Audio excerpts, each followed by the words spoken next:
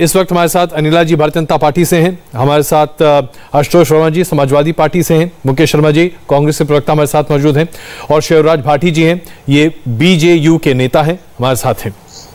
अनिला जी, अभी प्रमोद तिवारी जी कांग्रेस के हमारे साथ थे, उनसे हम चर्चा कर रहे थे, लेकिन मैं आपसे जानना चाहता हूं, ये जो पूरी हिंसा हुई है जिसमें भारतीय जनता पार्टी के एक वरिष्ठ नेता के पुत्र के बारे में तमाम टिप्पणियां की जा रही, इसके आधार पर क्या वाकई में राजनीति नहीं हो पा रही है या राजनीति हो पा रही है? किस तरीके से चीजें अब गठित हो रही हैं? क्योंकि प्रशासन अपनी तरफ से सब कुछ लगता है कि कर चुका, परिवार एक तरह से संतुष्ट हो चुके हैं, समझौता हो चुका है, लेकिन अब जो हो रहा है वो क्या हो रहा है?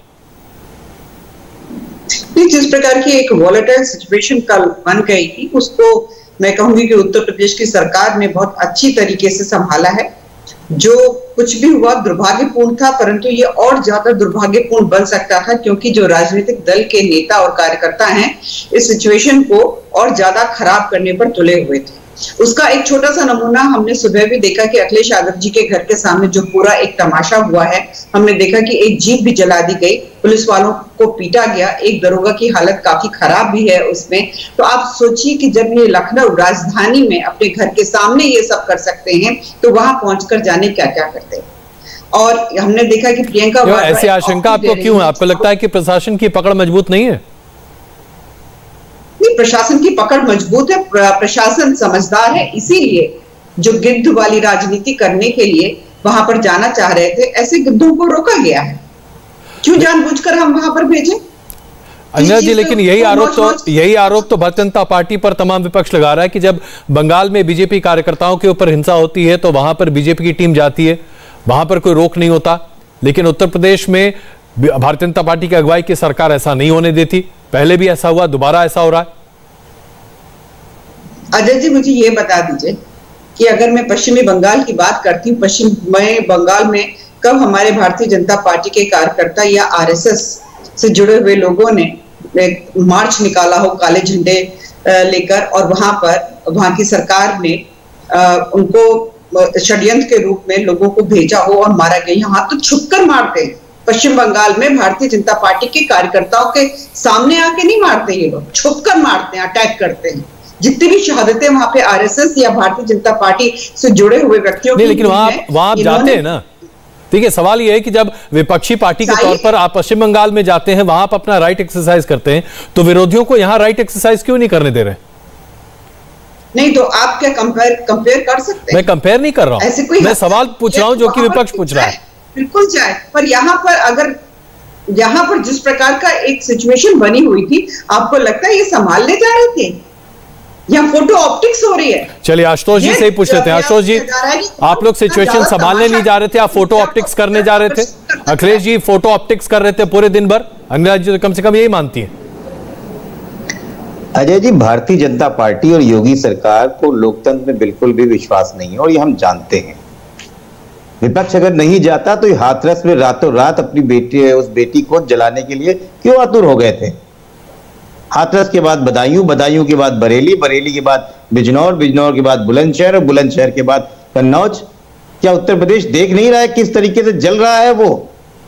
और आज जब विपक्ष के नेता बाहर निकले हुए हैं, तो क्या भारतीय जनता पार्टी के प्रवक्ता और इनके प्रदेश अध्यक्ष की भाषा सुनिए, गिद्ध की तरीके से। ये है ये सरकार चला रहे हैं। 9 लोग मर गए हैं, मन की बात कहने वाले प्रधानमंत्री के मुंह से एक शब्द नहीं निकला है। शर्म आती है कि मोर के साथ खेलने के लिए और पत्रकारों के साथ ना हो कि टीवी कलाकारों के साथ इंटरव्यू देने वाले प्रधानमंत्री एक शब्द नहीं बोल पाए। किसान मर रहा है, वो अपनी आवाज 10 महीने से बोल रहा है, लेकिन हमारे प्रधानमंत्री के पास समय नहीं कि वो 100 मीटर दूर जाके उनसे बात कर ले। मुझे शर्म आती है कि कोरोना जैसी महामारी में, जो भयानक महामारी से उत्तर हिंदुस्तान पूरा गुजरा है, जब रोटियों के लिए आप तरस रहे थे तो यही किसान अपने खेत में खून पसीने से आपको खाना दे रहे थे, और आज आप गोलियों में रोज रहे हैं। अजय जी, अगर वो एक गृह राज्य मंत्री का बेटा ना होता तो अब तक बहुत कुछ हो गया होता, लेकिन उसको किस तरीके से भारतीय जनता पार्टी सिक्योरिटी दे रही है, बचा रही है। अनिला जी, इस आरोप का जवाब दीजिए, मैं आगे बढ़ूंगा। और तो बहुत छोटा सा जवाब प्लीज। अनिला जी, की मौत हो गई, एक पत्रकार की मौत हो गई, भारतीय जनता पार्टी ने उसको मृतक नहीं माना। नहीं, एक मिनट, मेरी बात पूरी होने दीजिए, मेरी बात पूरी होने दीजिए। वो पत्रकार कौन था? वही राजनीतिक दल है ना जिसने सरयू नदी को लाल कर दिया। आपके पास शब्द नहीं है। राजनीतिक दल है ना जिससे मुजफ्फरनगर के दंगों में लाशें बिछवा दी गई थी, और आज आप हमको अनिला जी, अनिला जी, गोमती और गंगा में बहुत पानी बह गया है। आपके पास ये हाथरस, बदायूं, गन्नौज और उसकी जवाब नहीं है, तो आप मुजफ्फरनगर में चली जाती हैं। और मुजफ्फरनगर किसने कराया था? ये भारतीय जनता पार्टी जानता है। वहां पे क्या कर रहे थे? क्यों भेजा था आपके नेता ने वहां पर अपने लोगों के साथ? आपको लगता है, देखिए ऐसा है, मौत मौत होती है, किसी की भी हो, चाहे किसान की हो, चाहे जवान की हो, चाहे खादी की हो, चाहे खाकी की हो। जिसके घर में, जिसके परिवार में जिस व्यक्ति की जान जाती है, जाके पूछिए उसके परिवार से, जितना कष्ट आज दलजीत, गुरविंदर, लवप्रीत और नक्षत्र सिंह जी के यहाँ हो रहा होगा, उतना ही वो जो एक मीडिया कर्मी रमन कश्यप जिसकी मृत्यु हो गई, या फिर मैं कहूं कि हरिओम प्रकाश मिश्रा जो है जिसकी मृत्यु हो गई, या शुभम जो है जिसकी मृत्यु हो गई, उसके यहाँ भी उतना ही कष्ट हो रहा होगा, पर आप लोग उनका नाम नहीं लेंगे क्योंकि उससे आपका राजनीतिक हल नहीं होता है। चलिए, हम इस बहस को और जी जवाब, बहुत छोटा सा जवाब सर। जिस तरीके से ये क्रिकेट की तरीके से अपना रंग बदल रही हैं, इनको बताएं, इनके मुख्यमंत्री तक ने नाम नहीं लिया उस पत्रकार का। इनको बताएं, आप सबको तो मुआवजा दे रही है 45 लाख रुपए, वो पत्रकार नहीं था क्या? क्योंकि आपका उससे सिद्ध नहीं हो सकता। एडीजी लॉ एंड ऑर्डर बैठे हुए थे, पत्रकार का नाम नहीं ले पाए, और आप मौतों की बात करते हैं। रात में बेटी की लाश पेट्रोल डीजल डाल के जला देते हैं, आपको शर्म नहीं आती? यहाँ पर दंगे हो जाए, एक बार भी शर्म नहीं आ रही थी? यही चाह रहे थे ना आप लोग। मैं आप दोनों के बीच में आ रहा हूँ, शिवराज भाटी जी, शिवराज भाटी जी के पास चल रहे हैं। भाटी साहब, ये बताइए कि हमने जो हिंसा की तस्वीरें उसके बाद देखी, रोड रेज की तस्वीर तो साथ में देखी, उसके बाद जो हिंसा, जो लटकी पिटाई देखी, लोगों की मृत्यु भी देखी, वो तस्वीरें हमने दिखाई भी हैं। ये कौन से किसान है जो इस तरह का प्रदर्शन करते हैं? ये कौन से बदले की भावना है जो लोगों की जान लेकर संतुष्ट होती है? देखो जी, जो भी हुआ है कल उत्तर प्रदेश में बहुत दुखद है। इसको मुंह के शब्दों से कहा नहीं जा सकता, सिर्फ फील किया जा सकता है, एहसास किया जा सकता है। किसी भी परिवार की क्षति हुई हो, चाहे वो ड्राइवर की क्षति हुई हो, चाहे मीडिया कर्मी की क्षति हुई हो, या किसानों के परिवार की क्षति हुई हो, उसकी भरपाई कोई नहीं कर सकता।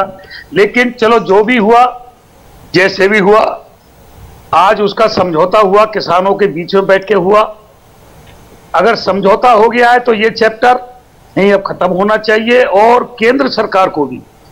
मुझे तो इसमें यह भी लगता है, अनिला जी कह रही हैं, मैं पूछ रहा कि योगी जी से केंद्र कहीं ना कहीं खपा है ऊपर से, और जो गृह राज्य मंत्री है वो अमित शाह जी के नजदीक है। हो सकता है ऊपर से कोई ऐसा षड्यंत्र हो कि उत्तर प्रदेश को जाके फूका जाए, योगी जी की छवि डाउन की जाए, क्योंकि योगी जी के लिए कई मामले अब ताजी बन गए। किसान का मुद्दा है, एक यहाँ राजपूत गुजरों का मुद्दा आपस में चल गया है मिहिर भोज की मूर्ति को लेकर के, और ये दूसरा अब ये हो गया तुम्हारा यहाँ लखीमपुर खीरी में चुनाव ऊपर से है। मैं ये कहता हूं केंद्र सरकार को अब समझना चाहिए, बहुत क्षति हो रही है। 10 महीने से ज्यादा आंदोलन को चलते हुए हो गए, ऐतिहासिक आंदोलन हो गया। जब से देश आजाद हुआ है आज तक इतना बड़ा आंदोलन नहीं हुआ। 600 से ज्यादा किसान परिवार शहीद भी हो गए, पुलिस कर्मियों को भी काफी चोटें आई हैं इस आंदोलन के तहत। नहीं, आपने जो साजिश की बात की उसका जवाब तो अनिल जी से लूंगा, लेकिन आपसे इस बात पर पूरी निंदा चाहिए सर। ये तो बताइए कि जिस तरह से नहीं आपने निंदा की, लेकिन क्या इस पर कार्रवाई नहीं होनी चाहिए? क्या इस पर, क्या ये बात सामने नहीं आनी चाहिए कि आप इस तरह से लोगों की जान पीट पीट कर नहीं ले सकते, चाहे कितनी भी बड़ी गलती क्यों ना हो?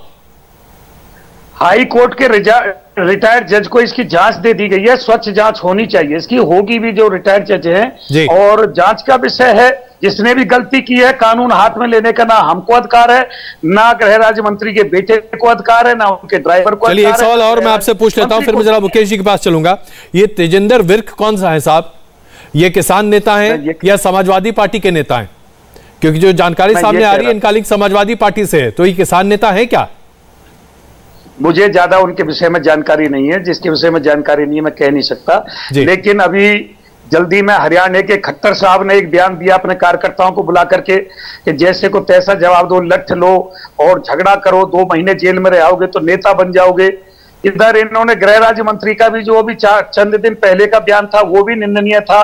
देखो, एक किसान अनपढ़ है, हो सकता है उसके मुंह से कुछ निकल जाए, लेकिन जो संवैधानिक सीट पर बैठे हैं, गृह राज्य मंत्री हैं या हरियाणा के मुख्यमंत्री की संवैधानिक सीट पर बैठे हैं, उनके मुंह से ऐसा शब्द निकलना देश में बहुत अशोभनीय है। मुझे तो लगता है एक प्रतिक्रिया ले लूं। अनिला जी, मुकेश जी, मैं क्षमा चाहता हूं सर, मुझे आपके पास आने में देरी हो रही है। अनिला जी, इस पर एक छोटी प्रतिक्रिया दीजिए, आगे बढ़ते हैं। क्या हरियाणा में जिस तरह का अप्रोच है, ये माइंडसेट है? क्या ये सरकारों का माइंडसेट है कि किसानों पर इस तरह का व्यवहार या अत्याचार किया जाएगा? अगर कोई दांत तोड़े तो आप उसकी आंख फोड़ दो? नहीं, बिल्कुल भी नहीं। और देखिए, लगातार मैं अपने बारे में तो जरूर कह सकती हूँ, मैं अधिकृत प्रवक्ता हूँ भारतीय जनता पार्टी की, कभी भी किसानों के विषय में कभी भी गलत नहीं बोला गया है।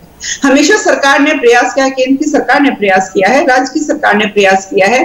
अगर आप डायलॉग करना चाहते हैं, you are more than welcome, पर एक फिक्स्ड माइंडसेट से आपको नहीं बैठना होगा। नहीं तो हरियाणा के मुख्यमंत्री खट्टर साहब के बयान पर कोई प्रतिक्रिया क्यों नहीं आई?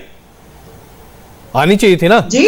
हरियाणा के मुख्यमंत्री खट्टर साहब की जो पूरी भाषण है, जो पूरी बातचीत है, उस पर क्या स्टैंड है आपका? क्या वो सही कह रहे हैं, गलत कह रहे हैं? देखिए, मैं एक चीज जानती हूँ कि कानून जिस देश में चलता है तो कानून का राज होता है, यहाँ और कोई राज नहीं हो सकता। और जैसे शुरुआत में भी मैंने कहा था अजय जी कि कानून सबके लिए बराबर होता है, चाहे खादी हो चाहे खाकी हो। यहाँ कोई भी कानून को अपने हाथ में नहीं ले सकता, ये मैंने शुरुआत में। तो खट्टर साहब गलत कह रहे हैं फिर? परंतु मैं अगर मैं आपको सही समझ रहा हूं तो मैं खट्टर साहब जो कह रहे हैं वो गलत है, नहीं होना चाहिए। मैं एक सेकंड अजय जी, मैं बात पूरी कर जी। पर आज जैसा कि आपने पूछा था कि ये तेजिंदर विर्क कौन है, ये साहब कौन है, मैं बताती हूँ, समाजवादी पार्टी से केवल संबंध नहीं है, परंतु ये वकील भी है भिंडरवाले के। और मैं नहीं कह रही हूँ, ये वायरल है वीडियो, सबने देखा हुआ है। चलिए उस पर तो आशुतोष जी से बात करेंगे। पहले खट्टर साहब पर आप स्पष्ट कर दीजिए ना, खट्टर साहब के बयान से के साथ क्या आप खड़ी हैं? क्या भारतीय जनता पार्टी खट्टर साहब के बयान के साथ खड़ी है कि अगर कोई आए तो उसको मुंह तोड़ जवाब दो, जैसा कहता ऐसा जवाब दो? ये बयान सही है उनका, गलत है? देखिए, मैं प्रवक्ता हूं, मैं अपना एरिया, अपनी लिमिट जानती हूं। मैं इतना जानती हूं, जैसे शुरुआत में मैंने कहा कि मेरे देश में, मेरे भारत में संविधान चलता है, कानून चलता है, और उस कानून के ऊपर कोई भी नहीं है। इससे ज्यादा मैं बिल्कुल कुछ नहीं कहूंगा। चलिए अब जरा मुकेश जी का बयान नहीं चलता, जो मुख्यमंत्री अपने कार्यकर्ताओं को प्रोत्साहित कर रहे हैं, कार्यकर्ता क्या करेंगे? मुख्यमंत्री को प्रोत्साहित करना चाहिए इस तरीके से। एक सेकेंड, और मनोज जी, सॉरी मुकेश जी आपसे सवाल पूछ रहे हैं, कांग्रेस पार्टी से प्रवक्ता है मुकेश जी, आपसे सवाल पूछ रहे हैं। मुकेश जी प्लीज सवाल दोहराइए, अनिला जी आपका जवाब देंगे। मुकेश जी प्लीज। देखिए अजय जी, मैं बिल्कुल बीच में नहीं बोला हूं, आशा है जितना समय आपने सबको दिया है मुझे अपनी बात कहने दी जाएगी जी।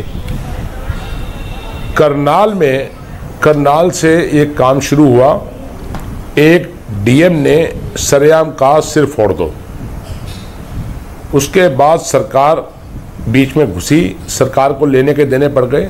खट्टर जी के वायरल वीडियो के बाद अभी तक उस वायरल वीडियो का खंडन नहीं आया है कि वो एडिटिंग वीडियो है तो ठीक है, लेकिन आज तक मुख्यमंत्री जी ने अभी तक भी उस वीडियो का खंडन नहीं किया है। करनाल में डीएम का हुक्म देना, खट्टर जी का वीडियो आना, कल जो लखीमपुर खीरी में हुआ है, मैं ये कहना चाहता हूं, आजाद भारत की इससे दर्दनाक घटना, 9 लोगों की जान चली जाए, मैं 9 लोगों की बात कर रहा हूं, 9 की, मैं किसी 1-2 की बात नहीं कर रहा हूं।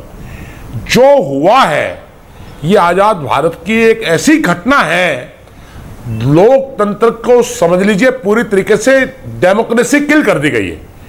और स्टेट भारत सरकार के गृह राज्य मंत्री, जो मीडिया रिपोर्टों में दिखाया जा रहा है कि उनका बेटा इन्वॉल्व है, और मतलब इससे बड़ी शर्मनाक बात नहीं हो सकती। वहां पर डिप्टी सीएम को आना था, डिप्टी सीएम के आने के मौके पर भारत के केंद्रीय गृह राज्य मंत्री का बेटा ये कर दे। उस घटना के बाद प्रियंका जी जिस तरीके से उन पीड़ितों से मिलने जाना चाहती थी, वो अकेले जा रही थी। जिस तरीके से प्रियंका जी के साथ योगी जी के आदेश पर पुलिस ने दुर्व्यवहार किया है, वो दुर्व्यवहार तमाम देश के चैनल्स पे चल रहा है। जिस तरीके से उनके साथ धक्का मुक्की की गई है, जिस तरीके से उनके साथ दुर्व्यवहार किया गया है, मैं समझता हूं ये अहंकार, भारतीय जनता पार्टी का अहंकार सर चढ़ के बोल रहा है।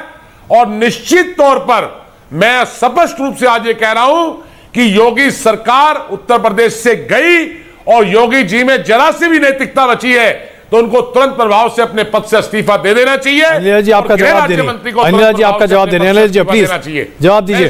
एक मिनट, अजय जी एक सेकंड। अच्छा प्लीज एक सेकंड, अच्छा कंक्लूड कीजिए, कंक्लूड कीजिए। एक सेकंड, मैं अनिला जी ने कहा कि कोई उनकी निंदा नहीं कर रहा, मैंने कहा है जो 9 लोग, जिन 9 लोगों की जान गई है, जिसके घर से इंसान, प्रियंका जी आपको ध्यान होगा समाजवादी पार्टी की उस महिला से भी मिलने गई जिसकी बीजेपी के कार्यकर्ताओं ने पंचायत चुनाव में जिसके साथ दुर्व्यवहार किया, जिसको वस्त्र हनकर चीरहरण करने का प्रयास किया था, वहां भी प्रियंका जी गई थी।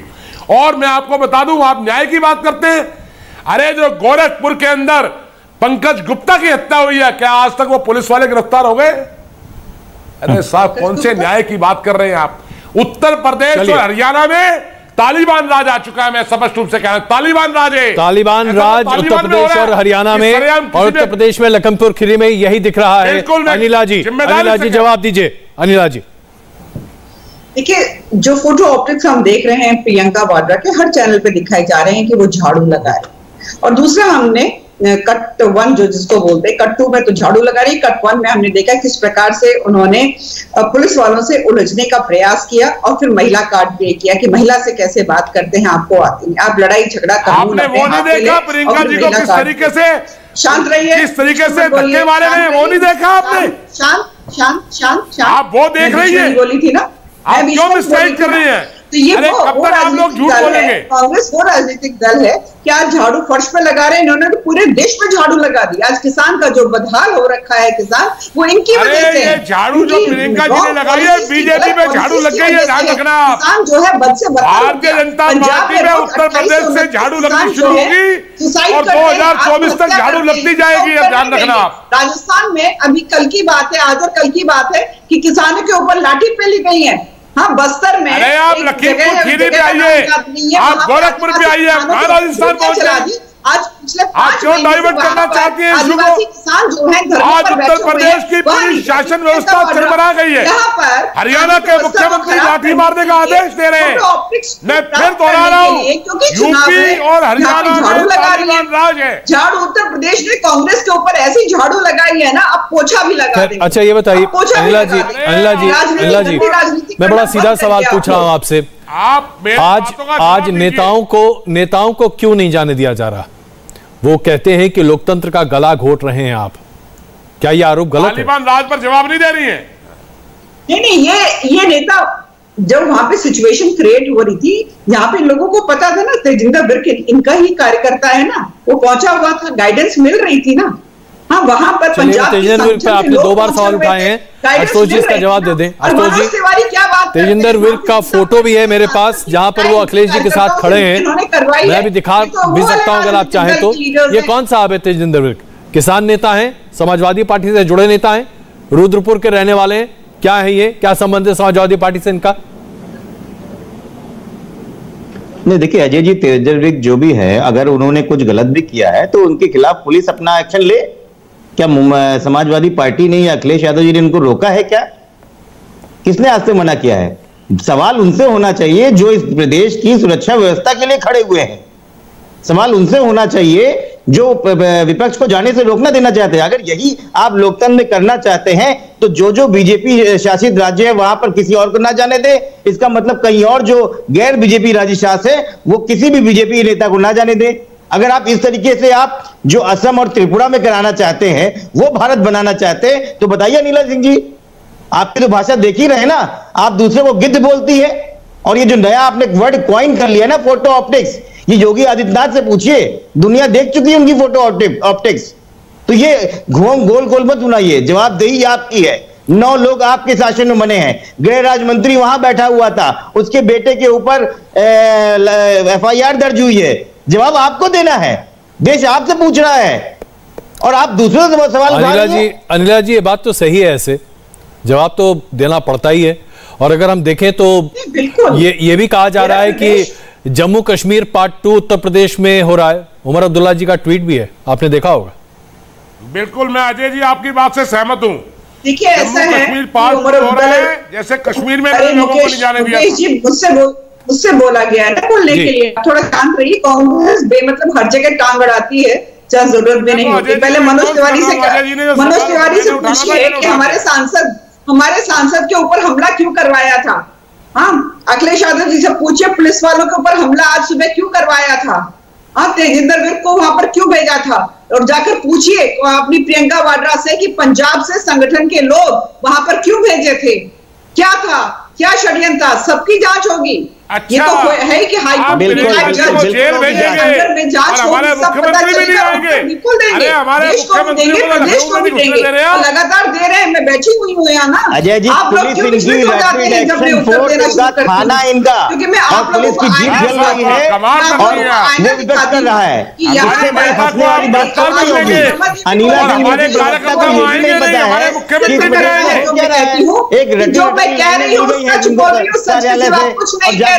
बोल देना है झूठ का पर्दाफाश हुआ है, झूठ का पर्दाफाश होता है कि अच्छा, आशुतोष जी के पास आ रहा हूँ, आशुतोष जी के पास आ रहा हूँ। आशुतोष जी, आप कह रहे हैं पुलिस बीजेपी की, पूरा सरकारी अमला बीजेपी का, तो क्या आप ये आरोप लगा रहे हैं? आप बटालियन रैपिड एक्शन फोर्स उनका जी, तो आप ये आरोप लगा रहे हैं कि सब कुछ जानते हुए भी सरकार ने आंख मूंद लिए? नहीं, मैं ये समझना चाह रहा हूं सर, क्या आप ये आरोप लगा रहे हैं कि सरकार ने जानबूझकर आंख मूंद ली? उनके पास सारी जानकारी थी लेकिन उन्होंने आंख पे पट्टी बांध ली। भारतीय जनता पार्टी मायावी पार्टी है, ये कुछ भी कर सकती है, ये कुछ भी कर सकती है।